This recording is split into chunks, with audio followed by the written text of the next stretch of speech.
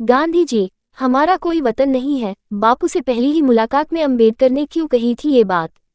गेल Omvedt अपनी किताब अंबेडकर प्रबुद्ध भारत की ओर में कहती है, यदि गांधी बापू अर्थात उस समाज के पिता थे जहां उन्होंने हिंदू ढांचे को बरकरार रखते हुए समानता सुनिश्चित करने का प्रयास किया था, तो अंबेडकर अपने लोगों के बाबा थे, यानी एक महान मुक्तिदाता थे जो स्थापित ढांचे से मुक्ति चाहते थे।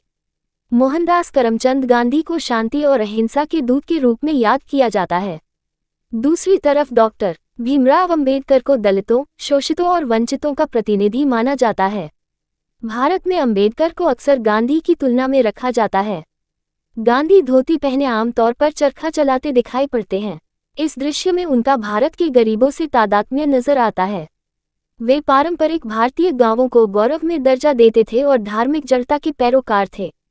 वहीं पश्चिमी पोशाक पहने अंबेडकर युगों की धरोहर पर दलितों का दावा ठोकते नजर आते हैं। वे ब्राह्मणवादी और संकीर्ण सांस्कृतिक राष्ट्रवाद को अस्वीकार करते हैं। अर्थशास्त्र व समाजशास्त्र पर कई महत्वपूर्ण किताब और अंबेडकर की शोधपूर्ण जीवनी लिखने वाली गेल ओमवेट अपनी किताब अंबेडकर प्रबुद्ध भारत की ओर में कहती है, यदि गांधी बापू अर्थात उस समाज के पिता थे जहां उन्होंने हिंदू ढांचे को बरकरार रखते हुए समानता सुनिश्चित करने का प्रयास किया था, तो अंबेडकर अपने लोगों के बाबा थे, यानी एक महान मुक्तिदाता थे जो स्थापित ढांचे से मुक्ति चाहते थे। ऑल्सो रेड लंदन में मकान मालकिन की बेटी को अंबेडकर से हो गया था प्यार। दोनों के बीच 25 वर्षों तक चला खतो किताबत किताब में दावा। गांधी और अंबेडकर की पहली मुलाकात डॉक्टर अंबेडकर और गांधी पहली बार अगस्त 1931 में बंबई में मिले थे। ये भेंट बहुत अच्छी नहीं रही थी। गांधी ने अंबेडकर से जब ये कहा कि उन्होंने सामाजिक सुधार के लिए बहुत कुछ किया है, तब अंबेडकर ने गुस्से में उत्तर दिया, सभी बूढ़े बुजुर्ग बीते जमाने की बातों पर अधिक बल देते हैं। अंबेडकर ने कांग्रेस पर आरोप लगाया कि अछूतों के प्रति उसकी सहानुभूति औपचारिकता भर। उन्होंने ये भी आरोप लगाया कि अछूतों के नाम पर आवंटित होने वाली निधियों का दुरुपयोग हो रहा है। अंबेडकर ने गांधी से बहुत स्पष्ट शब्दों में कहा था, गांधी जी, हमारा कोई वतन नहीं है। इस पर गांधी ने जवाब दिया, मैं जानता हूं, आप कृत्रिमता से दूर एक सच्चे आदमी हैं। अंबेडकर ने अपनी बात को लगभग दोहराते हुए कहा, मैं इस वतन को अपना वतन कैसे कहूं और इस धर्म को अपना धर्म कैसे कहूं जहां हम लोगों की हैसियत कुत्ते बिल्लियों से अधिक नहीं है, हमें पीने को पानी भी मयस्सर नहीं है। लंदन में अंग्रेजों के खिलाफ अंबेडकर का भाषण अक्टूबर 1930 में अंबेडकर और मद्रास के एन श्रीनिवासन भारत के दलितों के प्रतिनिधि के रूप में प्रथम गोलमेज सम्मेलन में भाग लेने के लिए लंदन गए थे। गोलमेज सम्मेलन के दौरान अंबेडकर ने कई समिति बैठकों में हिस्सा लिया और अपने स्पष्ट विचार रखे। उनका सर्वाधिक ध्यान फेडरल स्ट्रक्चर कमेटी पर केंद्रित था, जहां उन्होंने मजबूत केंद्रीय सरकार के पक्ष में दलील रखी। इसके अलावा अंबेडकर ने वहां दो टूक शब्दों में कह दिया था कि दलितों की राजनीतिक स्वतंत्रता भारत की स्वतंत्रता के बाद ही सुनिश्चित की जा सकती है। उन्होंने कहा, भारत से नौकरशाही व्यवस्था समाप्त होनी चाहिए और लोगों द्वारा तथा लोगों के लिए सरकार का गठन होना चाहिए। हमारा मानना है कि हमारे दुखों का अंत कोई दूसरा नहीं कर सकता। हम स्वयं उन्हें तब तक खत्म नहीं कर सकते जब तक कि हमारे हाथ राजनीतिक सत्ता न आ जाए, और हमारे हाथ राजनीतिक सत्ता तब तक नहीं आ सकती जब तक कि ब्रिटिश सरकार सत्ता पर काबिज है।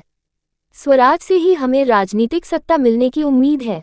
हम इस बात से अवगत हैं कि राजनीतिक सत्ता का प्रवाह ब्रिटिश शासन से होते हुए उन लोगों तक पहुंचता है जो आर्थिक, सामाजिक तथा धार्मिक सत्ता के पहले से ही अधिकारी हैं। हमारा अस्तित्व उन्हीं के हाथों में है। हमारी कामना है कि हम राजनीतिक सत्ता के शीघ्र अधिकारी बने। राष्ट्र निर्माता अंबेडकर गेल ओमवेट डॉक्टर अंबेडकर को सिर्फ दलितों और दबी कुचली जातियों के नेता मानने से इनकार करती हैं। वह अंबेडकर को राष्ट्र निर्माता बताते हुए दलील करती हैं।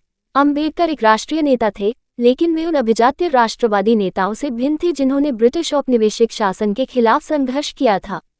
अंबेडकर का राष्ट्रवाद उनके जीवन के समस्त कार्यों में परिलक्षित होता है, चाहे उनके विभिन्न राजनीतिक दलों का कार्यक्रम हो, राजनीतिक निर्णय हो, या फिर जातिगत समस्या, मुस्लिम समस्या, अल्पसंख्यकों की समस्या, पाकिस्तान की सृजन अथवा महिलाओं की समस्या पर उनके द्वारा लिखित पुस्तक अथवा लेख हो, अथवा लोकतांत्रिक स्वतंत्र भारत के निर्माण में उनकी भूमिका हो। गेल ओमवेट आगे कहती हैं, राष्ट्र निर्माण में उनकी भूमिका महत्वपूर्ण थी।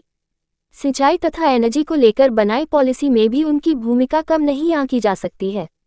भारत की संविधान समिति की अध्यक्षता की महत्वपूर्ण जिम्मेदारी निभाने के बाद वे स्वतंत्र भारत के पहले कानून मंत्री बने।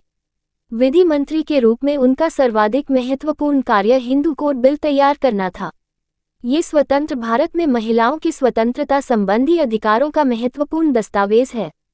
उनके सारे प्रयास एक ऐसे राष्ट्रवाद को रेखांकित करते हैं जो न केवल राजनीतिक स्वतंत्रता सुनिश्चित करने वाला है, बल्कि इसमें राष्ट्र निर्माण, सामाजिक समानता तथा उस समाज के एकीकरण का प्रयास भी हुआ है जो युगों युगों से जाति तथा वर्ण व्यवस्था के शिकार रहा है।